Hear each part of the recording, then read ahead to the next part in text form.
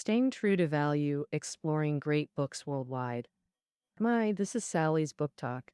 Last episode, I covered the first volume of The Glory and the Dream.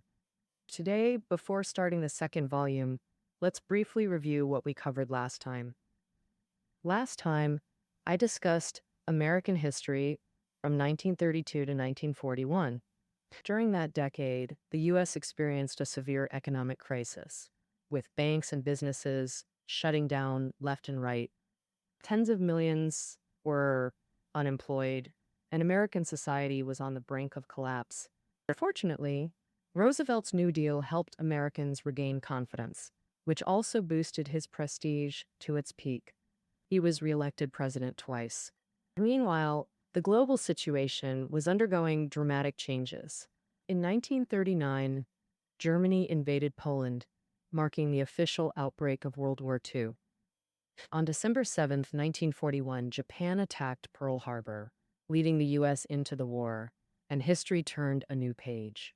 Next, we enter the second volume of The Glory and the Dream, which also spans a decade.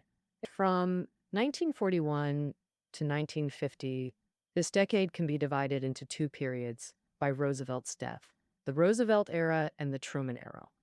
Now, let's start with the Roosevelt era, specifically the U.S. from 1941 to 1945. On December 7th, 1941, Japan attacked Pearl Harbor. The next day, the U.S. Senate voted 80-0 and the House 388-1 to declare war on Japan. On New Year's Day 1942, the U.S., Britain, the Soviet Union, China, and others formed the Allies to fight against the Axis powers of Germany, Italy, and Japan. In hindsight, America's entry meant that victory in the anti-fascist war was only a matter of time because the U.S. had immense war potential. Once activated, the Axis was no match.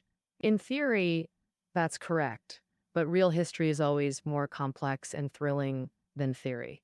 In reality, when the U.S. first entered the war, Americans were on high alert, not daring to let their guard down, because both domestic and international conditions were not optimistic. First, let's look at the external environment, summarized in 4 words. On the brink of collapse. The attack on Pearl Harbor was just the prelude to America's power. At the same time, Japanese forces launched a massive offensive in Southeast Asia. Within just a few months, they occupied Hong Kong, Malaysia, the Philippines, Indonesia, and Singapore. Western colonies in Southeast Asia were completely lost. Even Australia faced potential invasion. In the Philippines, the U.S. Filipino forces, commanded by MacArthur, resisted for over half a month before retreating to the Bataan Peninsula. In May 1942, half a year after the Pearl Harbor attack, over 70,000 U.S. Filipino troops surrendered, and the Japanese army brutally abused the prisoners of war. According to a survivor named Hamilton, shortly after surrender, Japanese soldiers searched them for rings, watches, wallets, even their canteens were looted clean. After that, the prisoners of war were forced into a march in groups of 300, which lasted a full 8 days. During those 8 days, the Japanese gave no food, no water, and no rest. The prisoners were forced to desperately search for water, even dirty water in mud pits. They would dive in and drink. Many contracted diarrhea and died on the road. Hamilton was lucky to survive on a rice ball the size of a golf ball, but the nightmare wasn't over. Later, Hamilton and others were sent to a concentration camp where food and lodging were poor with no medical facilities. Prisoners had to perform hard labor, leading to a very high death rate. By the end of the war, out of over 70,000 U.S. Filipino troops, fewer than 20,000 survived. Those who did were covered in wounds, expressionless, and deformed by torture. Hamilton contracted dysentery. Beriberi and scurvy caused lifelong suffering. Fortunately, MacArthur was evacuated by the U.S. government before the surrender. Otherwise, his fate would have been uncertain.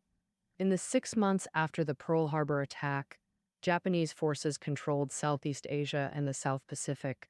A Japanese submarine even attacked the U.S. Pacific coast. To reassure the public, Roosevelt arranged a fireside chat. To his embarrassment, while the chat was being broadcast, Japan dropped several incendiary bombs on the U.S. mainland, casting a huge psychological shadow over the American people. They felt that the enemy was right at their doorstep. On another front, America wasn't faring well either. After America entered the war, German forces adopted unrestricted submarine warfare to attack Allied ships. According to statistics, in 1942 alone, over 1,000 U.S. ships were sunk by German submarines. This caused severe material losses for America and hindered U.S. aid to Europe. It wasn't until 1943, with improvements in radar technology, that the Allies escaped the nightmare brought by German submarines. The external environment was so bad, and the domestic situation was also anxiety-inducing. Economically, America had just emerged from the Great Depression, with still 8 million unemployed. Did it have enough capacity to handle the war? Hard to say. Militarily, America was also inferior to Japan. At the start of the war, the Japanese Navy had 3 times as many warships as the U.S., with better training and equipment. Although in the long run, America would surely surpass them, this would take time. How long? Experts predicted it would take at least 10 years to defeat Japan, but who could guarantee Europe would hold out for 10 years under Nazi Germany's frenzied attacks? So, for Roosevelt, the urgent task was to activate America's war potential as quickly as possible. To this end, he took a series of measures. Next, I'll focus on 2 of them. Ramping up military production and large-scale conscription. First, increasing military production. Roosevelt submitted a budget to Congress allocating $110 billion for military industrial production. At this point, America's manufacturing advantage became evident. Boeing developed the B-29 heavy bomber, and North American aviation created the Mustang fighter, which greatly helped the U.S. seize air superiority from Japan. That you might not expect that an automobile company also joined aircraft production, becoming America's 3rd largest bomber manufacturer. That was Ford Motor Company. Founded by Henry Ford in 1903, the brand became known for affordability and practicality, making cars accessible to ordinary Americans. Henry Ford was also seen as an embodiment of the American dream. When World War II broke out, Ford, nearly 80 and retired, responded to the government's call, returned, and built the world's largest factory to produce bombers. During the war, this factory manufactured over 8,600 bombers, providing crucial support to the front lines.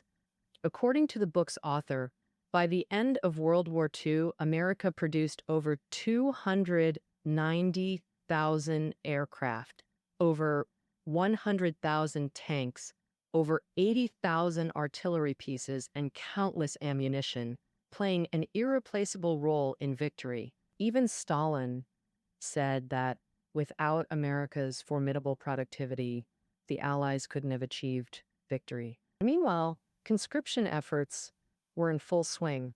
Previously, isolationist sentiment had pervaded America, with no one willing to fight. The U.S. government expected recruitment difficulties, but surprisingly, by the war's end, total U.S. troops exceeded 1/3 of 12 million. What inspired people's enthusiasm to enlist? It must be said that this was inseparable from the exemplary role of America's elite class. Take President Roosevelt as an example. He sent all 4 of his sons to the front lines. For example, the eldest son, James, was in insurance and already a millionaire when the war broke out. Despite this, he put aside his career, joined the Marine Corps, was sent to the Pacific Theater to fight the Japanese, and eventually rose to the rank of colonel. The other three sons also excelled on the battlefield, earning medals. By setting this example, they inspired the entire elite class, congressmen, diplomats, intellectuals, entrepreneurs, and celebrities, to send their children to enlist, with some even going to the front themselves. Among them, musician Glenn Miller was over 40, but resolutely joined the Air Force. He later sacrificed his life in an air battle. As a jazz master, Glenn Miller's works live on to this day. Wong Kar-wai's film, Chungking Express, even used his music as its soundtrack. This elite behavior made ordinary people feel the anti-fascist war belonged to all Americans. Regardless of wealth, all should fight side by side. Thus, a wave of enlistment swept across America. Troop numbers soon surpassed those of Germany and Japan. It can be said that America fully awakened its war potential, laying the material and human foundation to defeat fascism. Of course, this didn't mean victory would come easily, as war remains brutal at all times. The Pacific Theater is a prime example. In June 1942, during the Battle of Midway, the U.S. sank 4 Japanese main aircraft carriers in one stroke, beginning to gain war dominance. By spring 1944, the U.S. held absolute advantage, with Japan only able to defend, yet the war's intensity didn't diminish. On the contrary, as U.S. forces advanced toward Japan's homeland, Japanese resistance grew fiercer, and American casualties mounted, each island assault costing thousands of lives.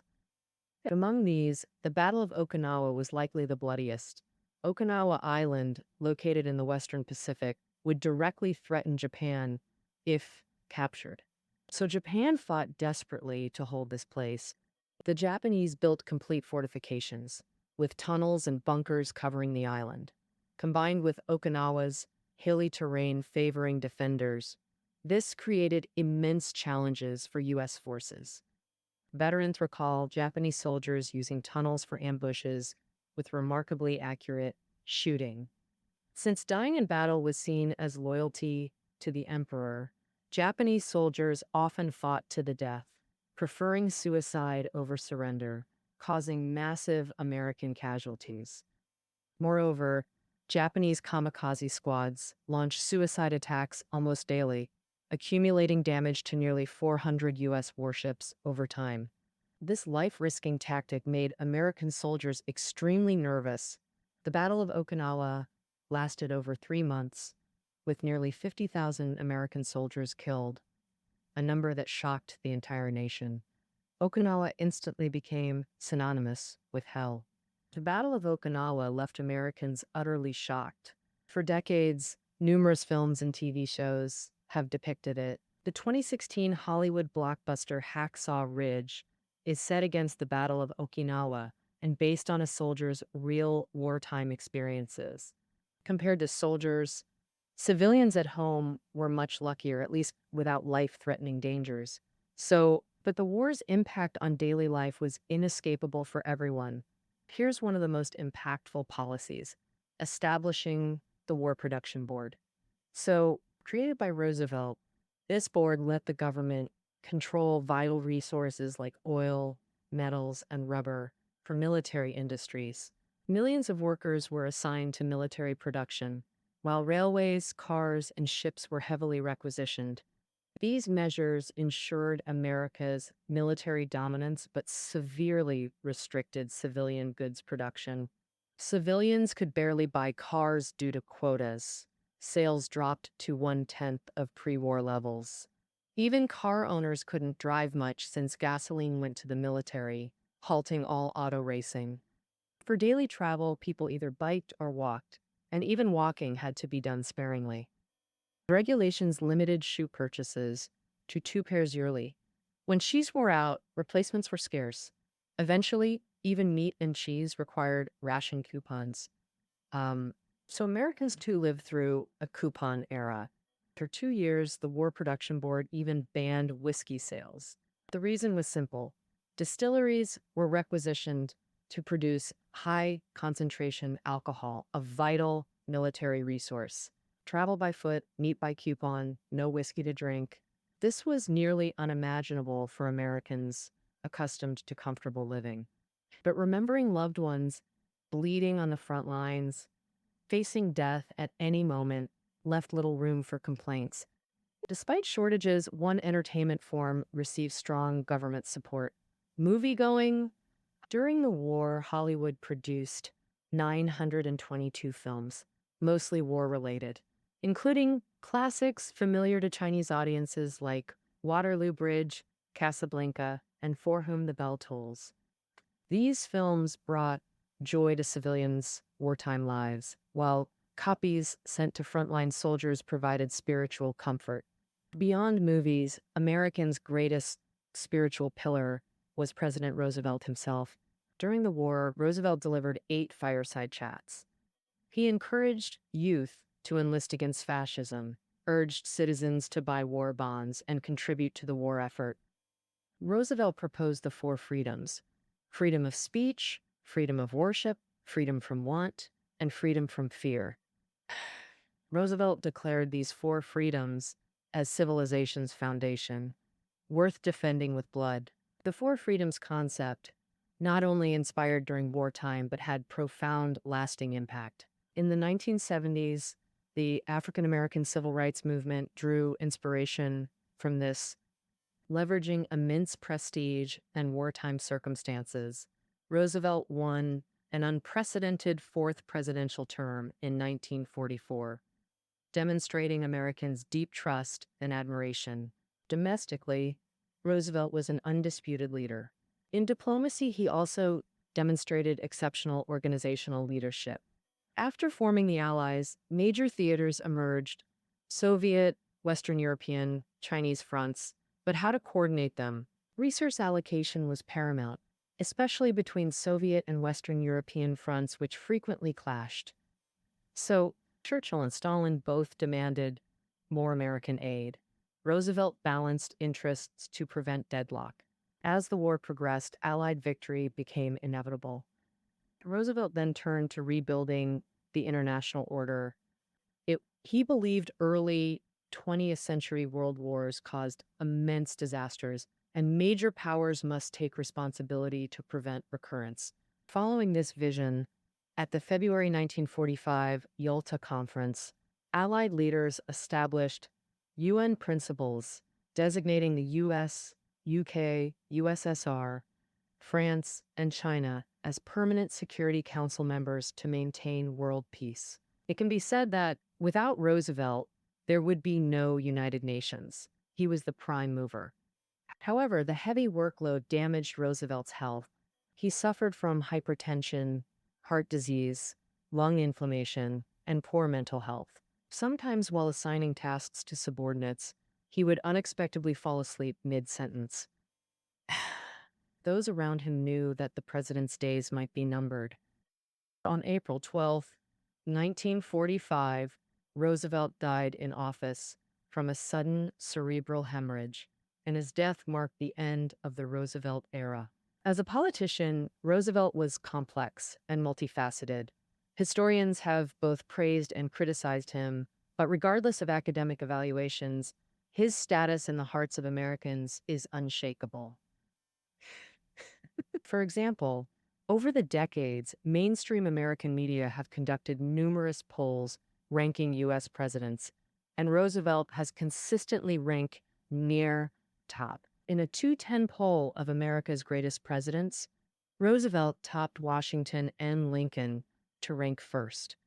After Roosevelt's death, Vice President Truman succeeded him as the 33rd President of the United States. Next, we enter the second part, the Truman era. First, a brief introduction to Truman. Born in Missouri in 1884, he served in World War I, and after discharge, joined the Democratic Party and was elected as a senator. Truman was a staunch supporter of the New Deal. When Roosevelt sought a 3rd term, he chose Truman as his running mate. With Roosevelt elected president, Truman naturally became vice president. Oh.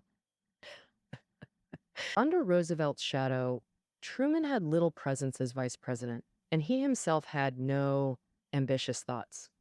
When he learned he would succeed as president, Truman was astonished. Public opinion at the time also widely believed that Truman was limited in ability and became president purely by luck. However, Truman proved with his actions that this was mere prejudice. In reality, he had a strong personality, decisiveness, and leadership, making him a formidable president. One event that vividly illustrates Truman's leadership style is his decision to use atomic bombs against Japan. Shortly after Truman took office, Germany surrendered unconditionally, ending the war in Europe, leaving only Japan still resisting stubbornly. So, how to quickly subdue Japan? Truman thought of the atomic bomb. Its development in America began in 1942, known as the Manhattan Project. With Roosevelt's support, it gathered top scientists like Einstein, Oppenheimer, Niels Bohr. Research progressed rapidly, and by the Truman era, the Manhattan Project finally succeeded. In July 1945, the United States tested an atomic bomb.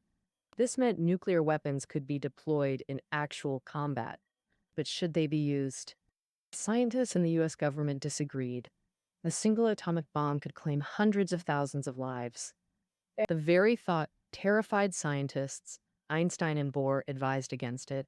Even Oppenheimer hesitated, urging caution to prevent atomic weapons from becoming humanity's destroyer, shifting all pressure to Truman. Because under existing plans, presidential opposition would trigger an immediate U.S. invasion of Japan with extremely brutal combat, and MacArthur estimated 50,000 U.S. casualties on the first invasion day alone, with astronomical losses for full occupation. Military experts believed full occupation could take years, draining U.S. strength tremendously. Hundreds of thousands of American soldiers' lives versus hundreds of thousands of Japanese lives. What path to take? And ultimately, Truman decided to use the atomic bomb, reasoning he couldn't sacrifice more American youth in vain. On August 6, 1945, the U.S. dropped Little Boy on Hiroshima. 3 days later, Fat Man on Nagasaki. Immediately after, the Soviet Union declared war on Japan. On August 15th, Japan announced unconditional surrender. Truman's atomic decision proved crucial for Allied victory. American society highly praised this, recognizing it saved countless American lives. This decision confirmed Truman was no mediocrity. At critical moments, he took responsibility decisively, issuing orders without hesitation. With 201 officially over, America erupted in celebration. Joy filled every corner as the economy rapidly flourished. As mentioned earlier, wartime material control severely restricted personal consumption. Yet this enabled ordinary people to accumulate substantial savings. The U.S. Treasury estimated that by summer 1943, Americans held $70 billion in cash, accounts, deposits, and bonds. After the war ended, restrictions lifted, and long-suppressed consumer desires exploded instantly. People frantically bought cars, clothes, jewelry, whiskey. Wealthy families began purchasing new appliances, refrigerators, air conditioners, TVs, entered millions of homes, instantly turning America into a consumer society. It's fair to say that in the first post-war years, Americans lived quite comfortably. However, Truman had no time for shopping. As president, he faced countless urgent matters with undiminished responsibilities. Two issues were most critical: handling war aftermath and setting America's international posture.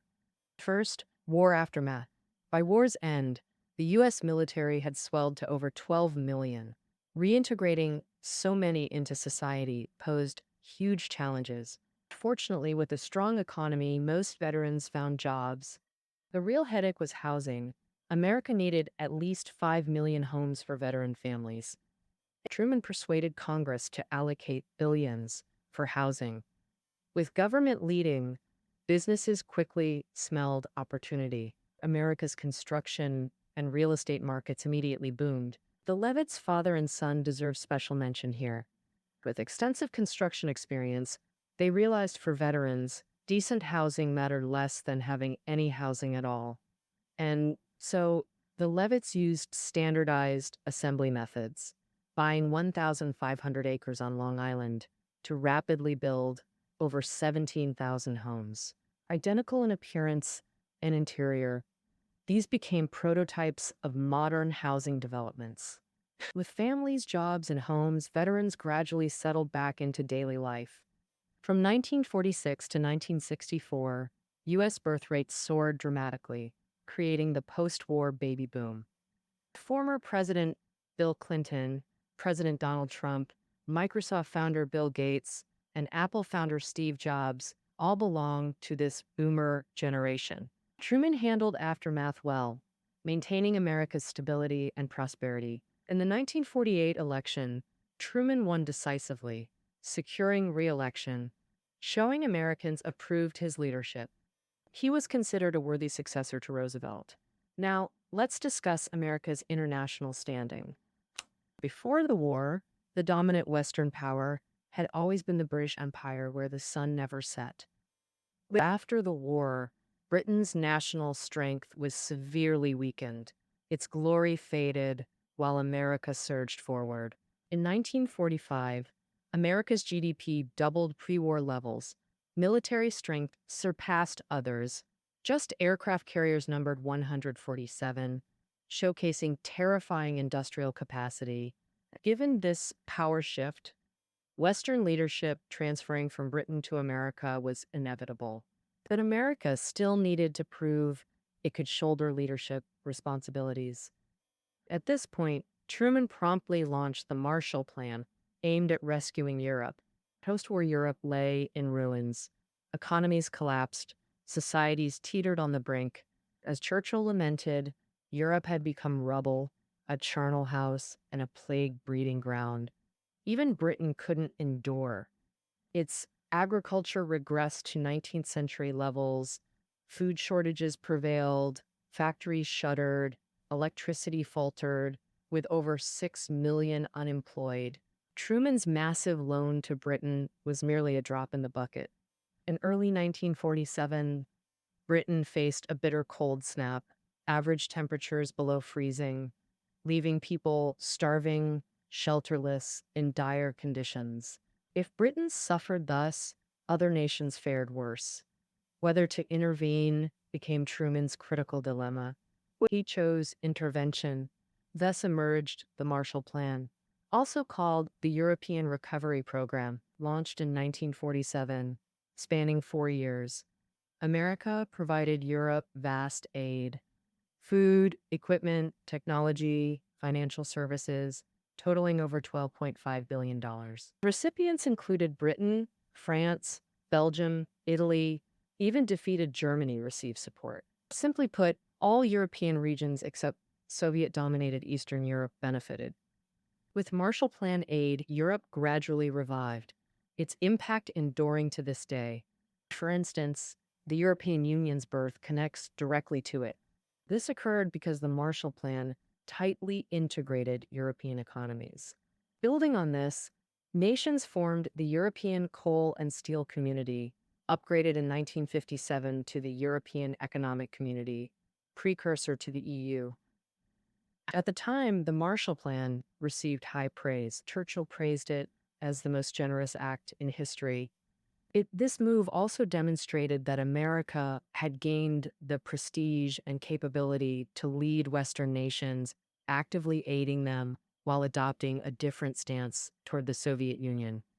The US and Soviet Union once fought side by side against fascism, but after that, due to different ideologies and institutional cultural differences, they gradually diverged, moving from cooperation to opposition.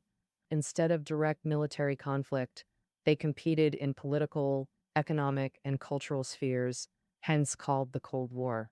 The Cold War is generally marked by two symbols. One is George Kennan's long telegram. Kennan was an American diplomat who lived long-term in the Soviet Union, giving him a deep understanding of Soviet affairs. In February 1946, Kennan sent a telegram to the U.S. State Department that was over 8,000 words long, hence called the Long Telegram. In the telegram, Kennan provided a detailed analysis of Soviet social conditions and foreign policy. He pointed out that the U.S. government should lead Western nations in competing globally with the Soviet Union to prevent Soviet expansion. And Kennan's proposal was called the containment policy, and it was adopted by Truman. By April 1949, with U.S. backing, Western nations formed an international military alliance, the North Atlantic Treaty Organization, NATO. In response, the Soviet Union united Eastern European countries to form the Warsaw Pact. The rivalry between NATO and the Warsaw Pact persisted throughout the Cold War. Another symbol of the Cold War's outbreak is Churchill's Iron Curtain speech. In March 1946, former British Prime Minister Winston Churchill visited America. In a speech, he declared that an Iron Curtain had descended between the Soviet Union and the Western world, with nations on either side in a state of confrontation. Churchill's stance was similar to Kennan's, advocating for comprehensive containment of the Soviet Union. Kennan's telegram was sent to, high-level government officials and seen by few, whereas Churchill's speech was public, making its impact far greater. After the Iron Curtain speech was delivered, it caused a sensation, and the Soviet Union immediately countered, formally opening the Cold War. Until 1991, with the dissolution of the Soviet Union, the Cold War ended. The East-West confrontation lasted over 40 years, and the Cold War had a profound impact on world history. This will be covered in later episodes. Now, let's introduce the direct impact of the Cold War outbreak on American society. This brings us to the term McCarthyism. As the name suggests, it's named after McCarthy. So what kind of person was he? McCarthy's background was actually quite simple. He was born into a small farm-owning family and served in the Marine Corps during World War II. After discharge, McCarthy entered politics and joined the Republican Party. In 1946, he was elected senator, under 40 and in his prime, yet McCarthy struggled. His health deteriorated from alcoholism, and his finances were precarious. McCarthy became addicted to gambling, pouring huge sums into future speculation. He also took bribes and exploited his power to secure a $20,000 unsecured loan. As secrets never stay buried, these scandals leaked, tarnishing McCarthy's reputation. The public speculated his political career was doomed, yet no one imagined such a man could stage a dramatic comeback. What did McCarthy rely on? Nothing but a fabricated blacklist. On February 9, 1950, McCarthy delivered a speech claiming Soviets had long infiltrated high levels of government. He declared most State Department officials were Soviet spies, waving a folder he claimed held a list of 255 subversives. But how was that number calculated? Absurdly, a U.S. government investigation had flagged 284 state employees as unfit for long-term hire. 79 already fired. 284 minus 79 equals 205. McCarthy recklessly counted all 205 as Soviet spies. Even more laughably, McCarthy knew only the number, not a single actual name. With this phantom blacklist, McCarthy became an overnight celebrity, touring the country to deliver incendiary speeches. Many believed Soviet spies lurked everywhere, controlling U.S. policies. McCarthyism spread like wildfire, plunging America into anxiety and panic.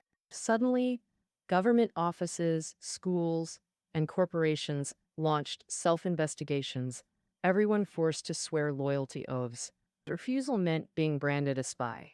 Surveillance at minimum, job loss at worst. Unbelievably, a non-existent blacklist had thrown American society into chaos. Was it justified? In truth, McCarthyism wasn't isolated. It thrived by exploiting America's collective psyche. Post 211, Soviet expansion into Eastern Europe and their atomic bomb success made the USSR America's sole superpower rival, deeply unsettling the nation. In June 1950, the Korean War broke out, intensifying this unease. Then McCarthy stepped forward, vividly claiming Soviet spies had taken control of the US government. This was like shouting fire in a theater where audiences already feared arsonists. Panic was inevitable. Admittedly, McCarthy's accusations weren't entirely baseless. Soviet intelligence wasn't idle. Their Western infiltration was alarmingly effective. Even before McCarthy, U.S. intelligence had uncovered spy cases, revealing terrifying depths of Soviet penetration. Harry Dexter White was a prime example. As U.S. Assistant Treasury Secretary, White admired Soviet socialism and voluntarily provided intelligence to the USSR. While overseeing Treasury, White placed 11 spies in key positions, leaking vast amounts of critical intelligence. White also negatively impacted China's war efforts. In 1942, Congress approved a $500 million loan to China, $200 million in gold to stabilize prices, but White delayed shipments, delivering less than one-fifth. Oh! Post-war revelations of these acts shocked Americans. So when McCarthy emerged, many believed him, but that didn't justify McCarthyism's terror tactics that made everyone fear their neighbors. History shows most McCarthy targets were innocent. Major spies like the Rosenbergs were exposed only after McCarthyism faded. Hollywood suffered severely. 151 directors, actors, and writers were blacklisted at McCarthyism's peak, banned from film work. Even comedy genius Chaplin was implicated. McCarthyites claimed Chaplin's works exposing wealth gaps and sympathizing with the poor were Soviet propaganda, and they seized on evidence. During 281, Chaplin advocated opening a second front to relieve Soviet pressure, proof, they said, of serving Moscow. In September 1952, Chaplin boarded a ship from New York to London for an event. Over the ship's radio, he heard the U.S. Justice Department declare him barred from re-entry. Thus, Chaplin was forced to leave America after 40 years of residence. What was the Truman administration's attitude toward McCarthyism? The book's author believes it was permissive, even encouraging. As previously mentioned, Truman's administration adopted containment measures against the Soviet Union, so its broad direction aligned with McCarthyism. Moreover, Truman's support base consisted largely of conservative forces, including congressmen and major corporations. These groups already harbored hostility toward the Soviet Union. During wartime, they couldn't speak freely, but now, in the Cold War, they could act openly. Thus, driven by multiple forces, McCarthyism intensified and persisted throughout Truman's second term. But suddenly, McCarthyism fizzled out. What happened?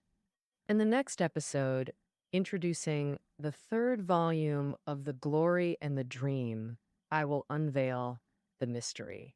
All right, that concludes the second volume of The Glory and the Dream. Listening notes are below the audio. See you tomorrow.